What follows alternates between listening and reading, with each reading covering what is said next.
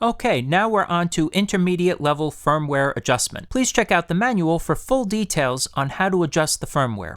If you're having trouble entering the bootloader mode, you may have to physically short the prog connector on your controller. To do this, you would unscrew the two controller screws to see the component side of the board, and then make a connection with a conductive metal object like an uncoated metal paperclip or tweezers. Then you would connect the USB cable to the controller, and within a split second, remove the paperclip. There may be some oxidation on top of this pad, so you may have to dig in a little into the pad to break up the surface oxidation and make sure that you are actually shorting the prog connection. You may have to try a few times to get it into bootloader mode. Okay, now let's say you want to put new firmware onto your controller. If this is the first time loading firmware to your keyboard, you will need to follow the steps.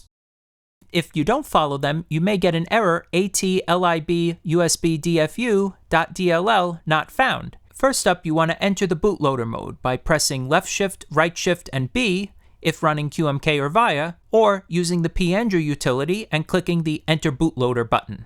For your first time loading firmware, this is what you should see in your Windows Device Manager. If not, then your device is not yet in bootloader mode and you'll need to try a few more times to get it into bootloader mode.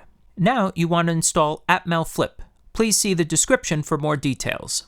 In Device Manager, right-click the Atmel device and click Update Driver. Then click Browse My Computer. Click Browse and browse to the installed location of your Atmel software. Make sure Include Subfolders is checked. If you can see Atmega32U2 in the Device Manager, this indicates a successful install. Don't proceed unless all steps are successful. And you can see this in your Device Manager. If you do not correctly go into bootloader mode, you will see either IBM CapSense USB or Model F Labs keyboard in your Devices and Printers menu.